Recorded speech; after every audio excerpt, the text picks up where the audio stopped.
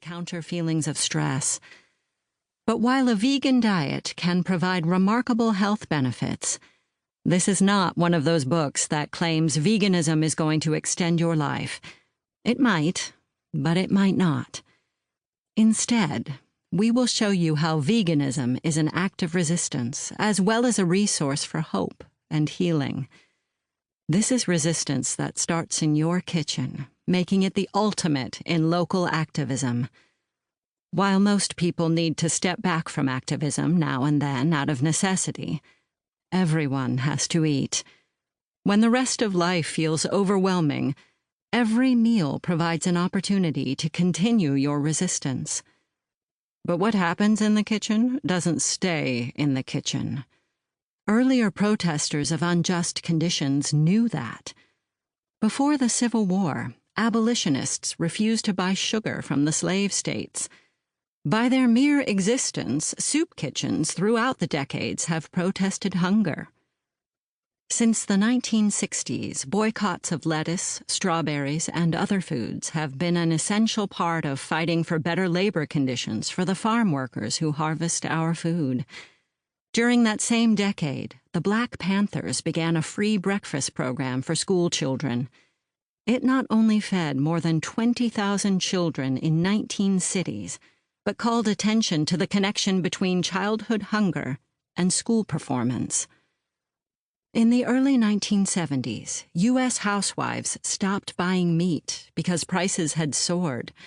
Their boycott prompted slaughterhouses to close for days.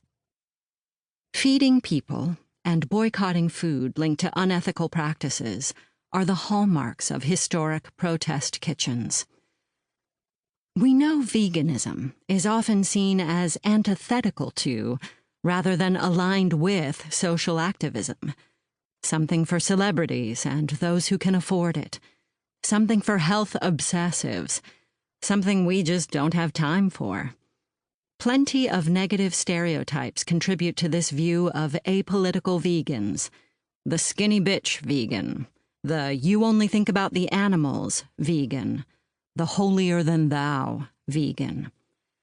Like other stereotypes, these woefully miss more than they capture about veganism in the 21st century.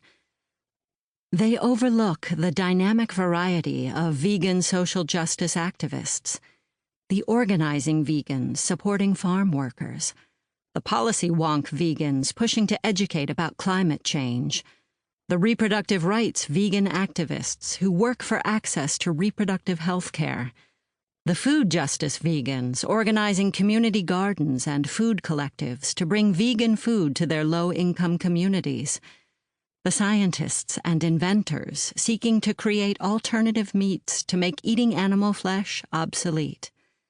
Specifically, the stereotypes diminish the meaning of veganism and miss the fact that it is a social justice movement with deep connections to political resistance.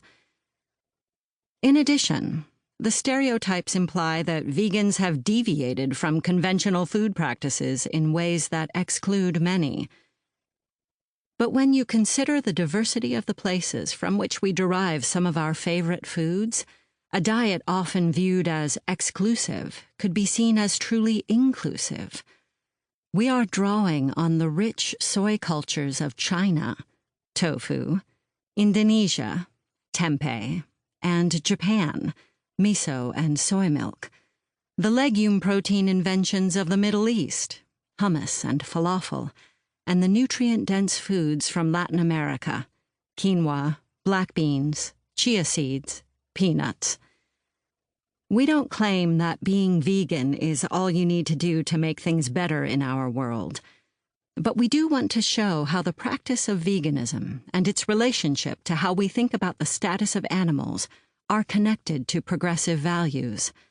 Like the #GrabYourWallet campaign, veganism is in part a sophisticated boycott using economic consequences to bring about change.